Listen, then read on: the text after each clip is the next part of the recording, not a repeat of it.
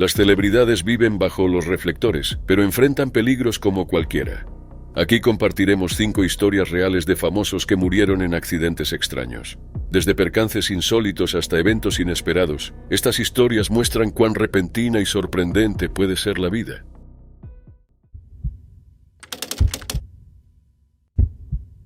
Era el 29 de julio de 1980 en Studio City, California. Charles McGraw, un actor de 66 años conocido por sus papeles de tipo duro en el cine negro y los westerns, vivía en una casa tranquila. Con una carrera de más de 30 años, su apariencia ruda y voz distintiva lo convirtieron en una figura memorable en Hollywood. Pero sus últimos años estuvieron marcados por problemas de salud, incluido un deterioro de la cadera que lo limitó. Estas dificultades lo llevaron a depender del cuidado de su amiga Mildred Black, con quien vivía. Ese día McGraw entró al baño para ducharse. Al salir resbaló en el suelo mojado y perdió el equilibrio. Cayó contra la puerta de vidrio de la ducha, y un fragmento del vidrio roto le provocó una herida grave en el brazo. Este accidente causó una fuerte hemorragia. Debido a su debilitada condición, McGraw no pudo recuperarse de la lesión. Mildred, al escuchar el golpe, corrió al baño y encontró a McGraw gravemente herido. Llamó de inmediato a emergencias, pero los paramédicos llegaron tarde. Falleció debido a la gravedad de sus heridas. Conocido por sus roles resistentes y autoritarios en películas como The Killers en 1946, T-Men en 1947 y Roadblock en 1951, era un símbolo de fortaleza en pantalla. Sus fanáticos y colegas encontraron difícil conciliar su imagen de hombre fuerte con el trágico accidente que terminó con su vida. Esta pérdida resaltó lo vulnerables que pueden ser incluso los más fuertes ante lo inesperado. Tras la muerte de McGraw, California implementó nuevas regulaciones de seguridad para puertas de ducha, exigiendo el uso de vidrio de seguridad. Esta medida buscó prevenir accidentes similares, marcando un cambio significativo derivado de la tragedia. Fue un recordatorio de la importancia de las precauciones en la vida cotidiana. Las contribuciones de McGraw a Hollywood dejaron un impacto profundo. Fue una figura destacada del cine negro, interpretando personajes que a menudo lidiaban con dilemas morales complejos. Su voz profunda y actuaciones intensas aportaron un toque distintivo a sus papeles. Más allá del cine negro, McGraw mostró su versatilidad en películas como Spartacus en 1960, The Birds en 1963 y Cold Blood en 1967.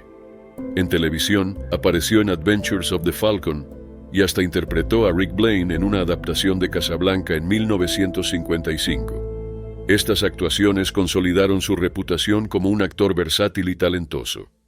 Nacido en 1914 en Des Moines, Iowa, McGraw creció en Akron, Ohio. Trabajó en diversos oficios antes de dedicarse a la actuación.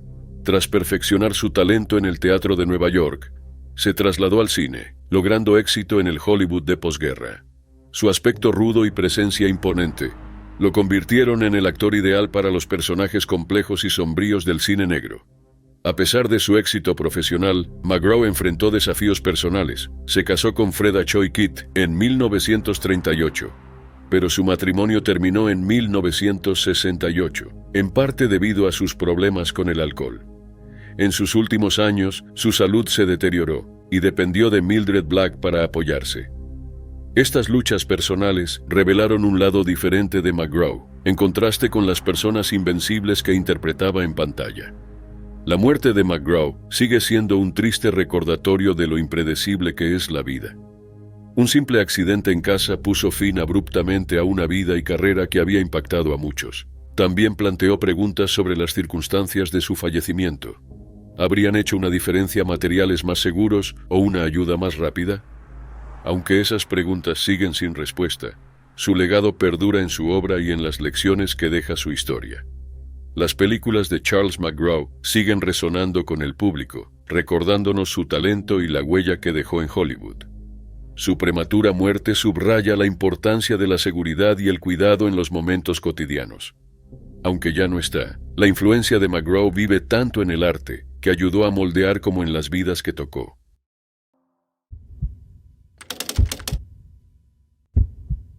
Fue el 17 de marzo de 1999 en Winchelsea, East Sussex. Rodney Stephen Hall, un comediante británico de 63 años, famoso por su impredecible títere Emu, estaba en casa preparándose para ver un partido de la Champions League entre el Manchester United e Inter de Milán. Esa noche, Hall había asistido a la inauguración del show Animal Crackers en el West End de Londres, acompañado de amigos como Joan, ex-condesa de Bradford, y su esposo Richard. Aunque la noche fue animada, Hall estuvo quejándose de la mala señal de su televisor. Hall llevaba semanas lidiando con problemas de recepción y quería ver el partido con Oliver, su hijo de 19 años. Durante la salida bromeó sobre subir al techo para arreglar la antena. Joan sugirió que podría ser una solución rápida, sin imaginar lo que ocurriría más tarde. De regreso a casa esa noche tormentosa, Hull se frustró aún más con la mala señal. Decidido a resolverlo, subió al techo él mismo. Ya lo había hecho antes, así que no dudó en intentarlo. Alrededor de las 8:20 de la noche, durante el descanso del partido, colocó una escalera afuera. A pesar del viento fuerte y la escasa visibilidad, subió para ajustar la antena. Oliver, que estaba dentro, escuchó ruidos afuera. Un golpe ligero seguido de otro más fuerte. Preocupado, salió llamando a su padre. Al no obtener respuesta, subió al techo, pero no lo encontró allí. Descubrió a Hall inmóvil en el suelo, cerca del invernadero. Oliver llamó a emergencias y contactó a su madre en Australia, diciéndole frenéticamente que su padre había caído y no tenía pulso. Cuando llegaron los paramédicos, intentaron estabilizar a Hall, pero sus heridas eran graves. Fue trasladado al Hospital Conquest en Hastings, donde fue declarado muerto al llegar. El informe del forense confirmó que las lesiones del impacto fueron fatales. Aunque se especuló sobre un posible episodio médico antes de la caída, la investigación concluyó que el fallecimiento fue causado por el impacto. La noticia de su muerte conmocionó a sus seguidores y colegas. Conocido por su humor caótico, Hall creó momentos inolvidables en la televisión, especialmente con las travesuras de Emu. Uno de los incidentes más famosos fue cuando Emu atacó al presentador Michael Parkinson, un momento aún recordado con cariño. Su amigo Giles Brandreth expresó luego su culpa por el accidente de Hall. En un podcast recordó haber bromeado sobre subir al techo para arreglar la antena. Aunque Brandreth no estaba presente esa noche, sintió que sus palabras pudieron influir en la decisión de Hall, pero su versión de los hechos no fue precisa. La salida al teatro ocurrió la noche anterior al accidente y Joan desmintió la historia. Según ella, fueron ella y su esposo quienes acompañaron a Hall esa noche, no Brandreth. Oliver también habló del arrepentimiento que cargaba desde esa noche. Había ofrecido subir él mismo al techo, pero su padre insistió en hacerlo. Para Oliver el recuerdo seguía siendo doloroso, aunque nadie pudo prever el desenlace trágico. El funeral de Rod Hall fue modesto, pero reflejó su característico humor. Mientras llevaban el ataúd, se escuchó un sonido parecido al pico de Emu, un adiós perfecto para el comediante que brindó risas y alegría a tantos. La historia de Hall es una advertencia sobre los riesgos de tareas cotidianas y la imprevisibilidad de la vida. Esa noche tormentosa hizo lo que siempre hacía, resolver las cosas por sí mismo. Pero la combinación de mal clima y circunstancias resultó fatal. Décadas después, el legado de Hull perdura a través de las risas que compartió con el público y el vínculo inolvidable con su caótico títere Emu. Su muerte fue una pérdida dolorosa y resaltó la importancia de la seguridad y lo frágil que puede ser la vida.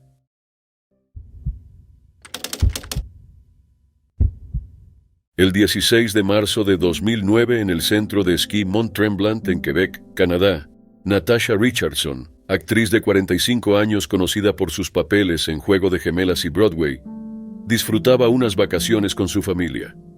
Aunque no era esquiadora experimentada, decidió bajar una pendiente sencilla llamada Nansen, famosa por sus inclinaciones suaves y apta para principiantes.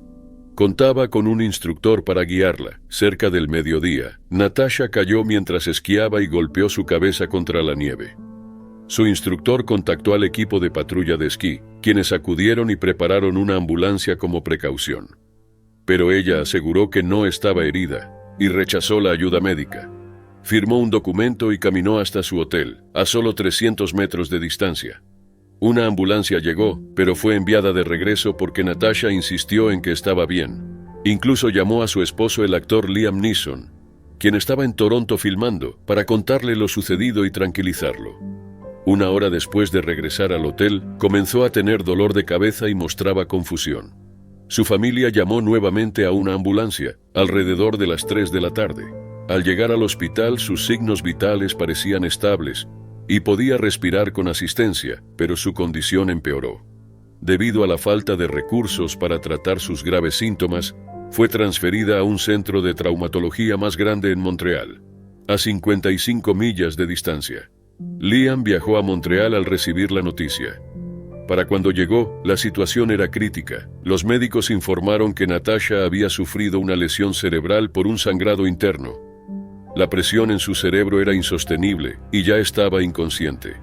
Esta condición, conocida como hematoma epidural, había sido provocada por la caída en la pista. Liam más tarde recordó haberle dicho que no iba a recuperarse, explicándole que había golpeado su cabeza. No sabía si ella podía escucharlo, pero entendía que esa era la realidad. La familia decidió trasladarla a Nueva York. El 18 de marzo de 2009, Natasha fue llevada a Nueva York, donde sus seres queridos se despidieron. En el hospital Lenox Hill se apagó el soporte vital y ella falleció. La repentina muerte de Natasha impactó a su familia, amigos y seguidores en todo el mundo. Su partida generó conciencia sobre los riesgos del esquí, incluso en pendientes para principiantes. Natasha no llevaba casco, lo que abrió debates sobre las medidas de seguridad. Aunque su uso no es obligatorio, este caso resaltó su importancia. Los expertos señalaron que incluso con atención médica inmediata, su lesión pudo haber sido difícil de detectar en sus primeras etapas, y la demora en el tratamiento especializado probablemente empeoró su condición. Tras el incidente, Liam habló sobre su duelo, describiéndolo como olas de inestabilidad. Encontró fuerza en sus 2 hijos, Michael y Daniel. Michael, de 14 años en ese momento, más tarde cambió su apellido a Richardson en honor a su madre. Siguió los pasos de sus padres en la actuación, protagonizando junto a Liam la película Made in Italy, la cual dijo que lo ayudó a sentir conexión con Natasha. Daniel eligió otro camino, incursionando en el mundo empresarial y cofundando la marca de tequila de Nada. El legado de Natasha también perduró a través de su generosidad. Sus órganos fueron donados, salvando varias vidas. Liam expresó que este acto era algo que Natasha habría considerado hermoso. La familia de Natasha, incluyendo a su madre Vanessa Redgrave y su hermana Joely Richardson, estuvo al lado de Liam y los niños en esos momentos difíciles. Encontraron consuelo en su recuerdo, celebrando su vida y su impacto tanto en las artes como en sus seres queridos. ¿Habría marcado la diferencia el uso de un casco? ¿Podría un tratamiento médico inmediato haber cambiado el desenlace?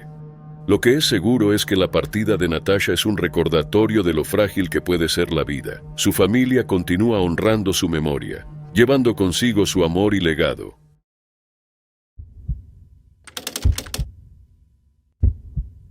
Fue el 12 de noviembre de 1981 en Santa Mónica, California.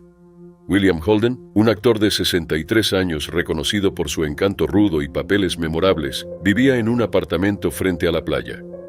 Su muerte fue silenciosa y trágica, pasando desapercibida durante días.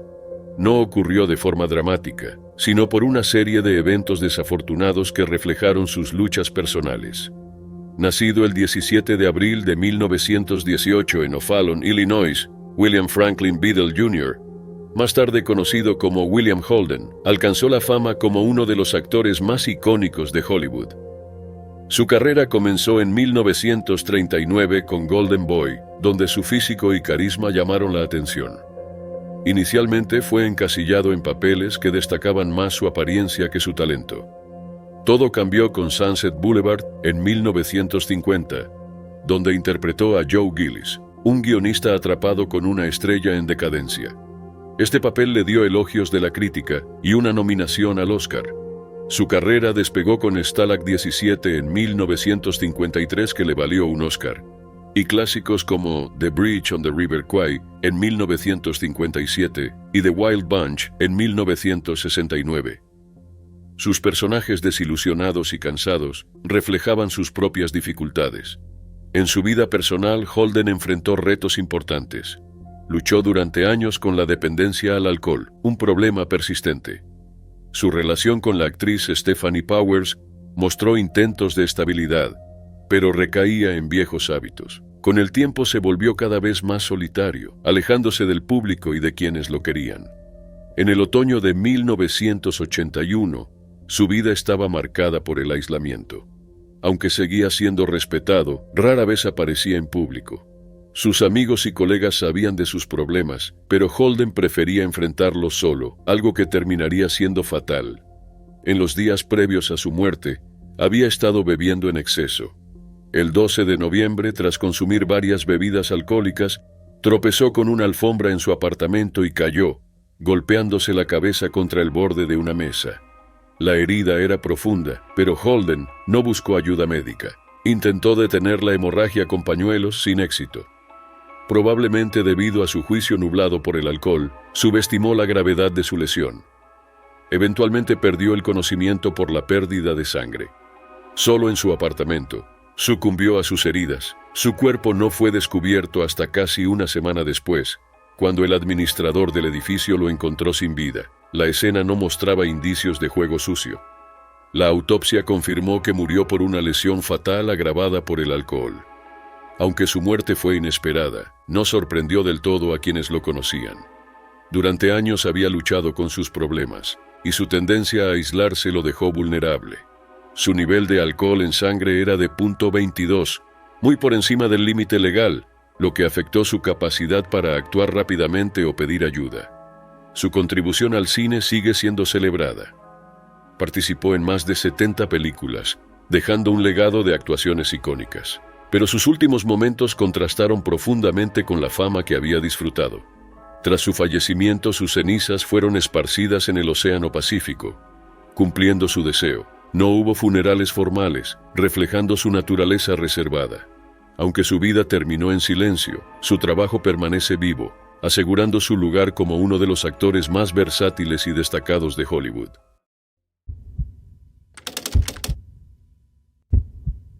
Era el 31 de diciembre de 1997 en Aspen, Colorado. Michael Lemoyne Kennedy, el hijo de 39 años del fallecido senador Robert F. Kennedy, pasaba la víspera de Año Nuevo con su familia. Los Kennedy disfrutaban de su tradición anual de esquiar, una rutina navideña que los había llevado a Aspen durante décadas. Pero el día terminó en una pérdida devastadora que añadió otro capítulo trágico a la historia familiar. Michael Kennedy, el sexto de 11 hijos, no era ajeno a la atención pública ni a las tragedias personales. A los 10 años perdió a su padre en un violento asesinato. El nombre Kennedy se volvió sinónimo de un legado de servicio público y una cadena de pérdidas desgarradoras. Michael construyó su propio camino como abogado, empresario y activista, dedicándose a causas como la seguridad con armas de fuego y el suministro de combustible para familias de bajos ingresos a través de Citizens Energy Corporation. Pero 1997 fue un año turbulento para Michael. Un escándalo reveló su relación inapropiada con una niñera familiar, que comenzó cuando ella tenía solo 14 años. Aunque Michael pasó pruebas de polígrafo negando actos ilegales, las revelaciones llevaron a su separación de su esposa Victoria y generaron tensiones dentro de la familia Kennedy. Incluso su hermano Joseph P. Kennedy II retiró su candidatura a gobernador debido a la controversia. Pero él siguió comprometido con su trabajo público, aunque su vida personal permaneció bajo escrutinio. En la víspera de Año Nuevo, Michael se unió a su familia para esquiar en Aspen Mountain. Los Kennedy, conocidos por su espíritu aventurero, habían desarrollado la tradición de jugar al fútbol en la nieve, mezclando esquí con pases de pelota. Aunque era una actividad divertida, implicaba riesgos, especialmente en pendientes pronunciadas. Ese día el equipo de patrullaje de esquí supuestamente les advirtió detener el juego por razones de seguridad, pero ellos continuaron. Alrededor de las 4:15 de la tarde, mientras descendía la pista Copper Bowl sin casco, Michael perdió el control y chocó contra un árbol. El impacto le causó graves heridas en la cabeza y el cuello. Los patrulleros llegaron rápidamente y le brindaron atención de emergencia, incluido tratamiento cardíaco e inmovilización espinal.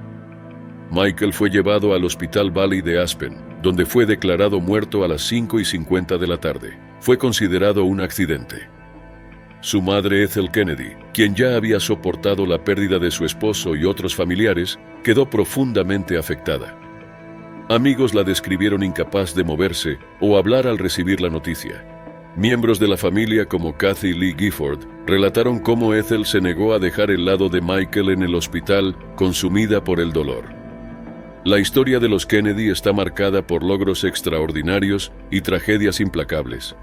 La muerte de Michael evocó el dolor de pérdidas pasadas, como los asesinatos de su tío, el presidente John F. Kennedy, en 1963, y su padre en 1968. Otras tragedias como la muerte de David Kennedy en 1984 y las controversias en torno a William Kennedy Smith en los años 90 agravaron las luchas familiares. La muerte de Michael fue un recordatorio doloroso de lo frágil que puede ser la vida, incluso para una familia tan prominente como los Kennedy. Quienes lo conocieron recuerdan su dedicación a ayudar a otros. Michael dejó un legado de servicio a través de su trabajo en organizaciones que promovían la seguridad pública y la asistencia energética. Amigos y colegas lo describieron como apasionado, generoso y comprometido con hacer una diferencia. ¿Qué habría pasado si se hubiese detenido el juego antes? ¿Habría sobrevivido si se hubieran tomado medidas de seguridad? Estas interrogantes permanecen abiertas. La vida de Michael Kennedy fue una mezcla de promesas, controversias y servicio. Su muerte, como muchas otras en su familia, subrayó los enormes desafíos que los Kennedy han enfrentado durante generaciones. Por toda su influencia y resistencia, siguen siendo humanos, lidiando con el dolor y la pérdida como cualquier otra familia. El trágico final de la vida de Michael es otro capítulo en la saga de la dinastía política más emblemática de Estados Unidos.